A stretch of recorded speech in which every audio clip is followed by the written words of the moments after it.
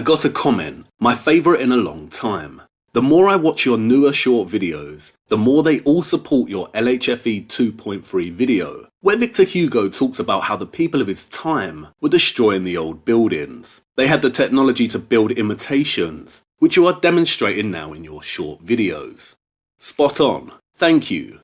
LHFE 2.3, where I discuss Victor Hugo, was my way in to presenting my revised thesis. And I planned to ease things as I went, slowly debunking my previous claims and refining my arguments. But it just was not feasible in terms of writing. My form was suffering too much, so I crashed it down.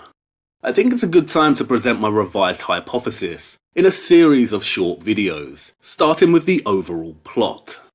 This hypothesis relies on the viewer understanding that structures between the medieval era to the present day were very possible for those in the history books to build. By accepting this, it opens up a whole new avenue of investigation in terms of historical erasure and fabrication. A quick caveat, I do acknowledge that there are impossible structures by what the narrative tells us. This is primarily the megalithic stuff, the pyramids, Baalbek, etc. I will reference these when appropriate, but they are slightly outside the scope of my current research. My focus is on the end of the Middle Ages, where I think a great population reset occurred, and what I call the Great Transition, or Age of Transition, the period from 1400 to the 20th century. So let's start with the broader, more general plot. It most likely will not make immediate sense, but I will be following up with further short videos that explore aspects of it in more detail, so do not take it as truth. My objective is to try and turn the hypothesis into a theory, with a lot of supporting evidence in LLG and these short videos. If I need to make future adjustments and refinements to the thesis, then I will. The Middle Ages came to a tumultuous end, with deliberately planned famine, plague, revolt and war. The world fell into temporary darkness at the hands of one of the most fatal depopulation events in history. It is estimated that the Black Death alone killed over half of the European and North African population, and over a third of the Middle East. It may have been more. Much of the social, economic and technological progression achieved in the Middle Ages suffered tremendously and came to a halt. In other words, there was a great population reset. The word reset means to return to a former condition. But in that darkness, a light began to stir and shine brighter and brighter. The light of Renaissance. Renaissance means rise again, or born again. Humanity began to recover, but something had forever changed. They did not repair and restore what was lost, but began to slowly build back better, in a very different direction. A direction that would dictate the course of history until the present day. A brave new age began, and the old medieval world began to fall slowly into obscurity. Why?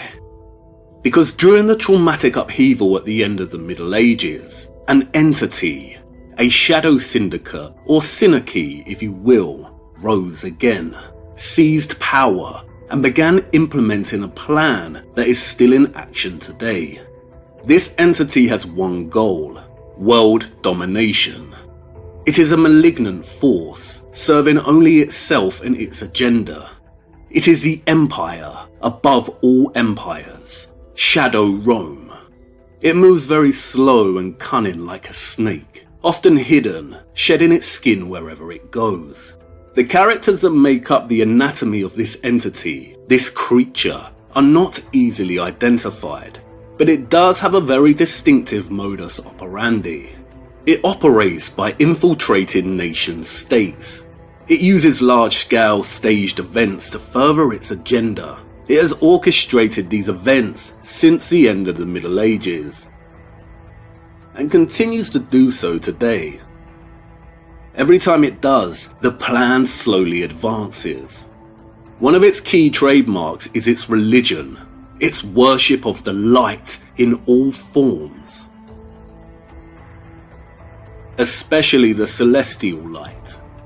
Sometimes it will stage events that unfold like a human dramatization and personification of the movements of the celestial light above us. The eclipse is its crowning chess move. It will plunge the world into darkness. One ring to rule them all, one ring to find them, one ring to bring them all, and in the darkness bind them. Only to then bring back the light, the saviors and their solutions that society embraces with open arms. Each time this happens, this entity slowly advances its agenda. When this entity initially rose to power, it had successfully plunged medieval society into the dark, famine and plague, and then restored the light with the Renaissance. It was one of the biggest dark to light eclipse moves in history, a great population reset. Humanity has been under the might and rule of this entity and its colonial prowess since then. The Renaissance marked the beginning of the Age of Transition, where the world shifted into modernity. For the first 400 years of this entity's reign, its primary goal was the implementation of globalization and in turn globalism, by connecting the world through trade, technology, religion, science and so on. It achieved this through infiltration, colonialism, slavery, industrialization, and war. Not everyone accepts change. Competitors for power arise. This entity had to protect itself and conquer with military and imperial force. It had to divide and conquer. It devised new methods of defense and attack.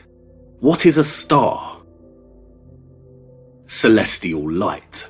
Who worships the light? Your masters. Libertas, the sole invictus. Its other central primary objective was to erase and replace the history of the old medieval world. And one of the key ways it achieved this was by using architecture as a weapon of historical erasure. During the Renaissance, this entity devised a new style of architecture, named the New Classical. It did this by extracting stylistic elements of European Romanesque, Gothic, Middle Eastern and Moorish architecture and fusing them together. It has concealed this, and I plan to show you how. This entity then used this new classical style and pseudo stonemasonry construction techniques to begin replacing the old medieval world, and in many instances fabricating history.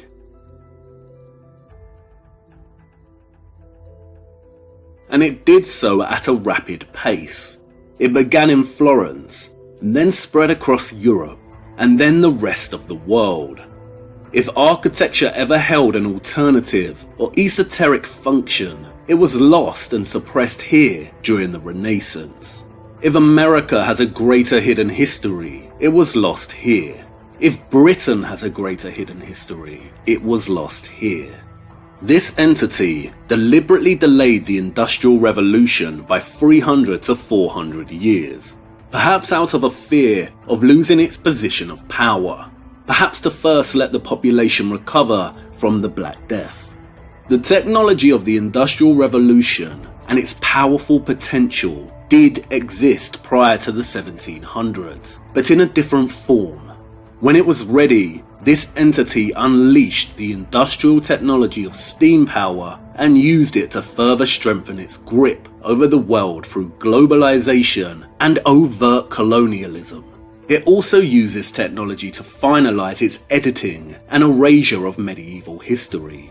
It continued to use the new classical style as a weapon of erasure, demolishing old sites and replacing them in this style. But it also seized upon the Gothic style to finalize its agenda. This was primarily undertaken through two operations, the Victorian Restoration and the Gothic Revival. The first consisted of restoring and thus editing, destroying and replacing most of the remaining medieval structures in Europe. The second operation, the Gothic Revival, worked by spreading the Gothic style in the form of new structures all over the world. Why? to instill and solidify in the minds of contemporary and future generations a preconception of what the medieval world looked like. It also used a new classical and Gothic revival as a means of cultural colonialism, subjugating entire nations to its own cultural expression, changing their religion, histories, education, mythology, and so on. This does not belong in India. The classical here does not belong in Singapore. It does not reflect their national expression. Here they are building a huge classical edifice in South Africa. Does this carry an African cultural inflection? Does it even belong in Britain? What about America? Eradicating heritage characterizes this entire period. The new classical is the architectural expression of this globalist entity and its colonial monomania. Does this mean every classical or Gothic structure built during the Age of Transition served the agenda to erase what came before? No, but a big portion of them did. The builders, the brickmakers, the stonemasons, the decorators, the carpenters, the labourers themselves were some of the most talented, hard-working, and incredible artists of all time. They were our ancestors, and their legacy is immortalised in these structures.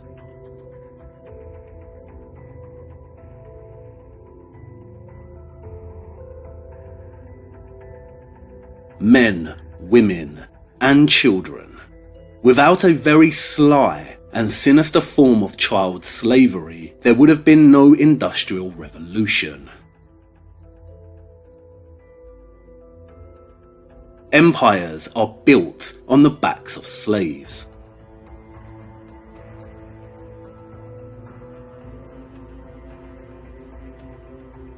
The workers, both free and enslaved, were the muscle and talent.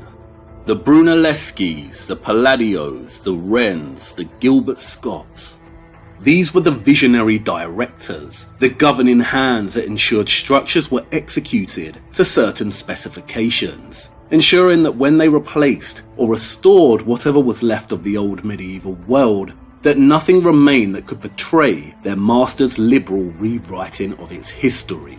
This goal was achieved at the end of the 19th century, with developments in artificial and mass-produced templated stone.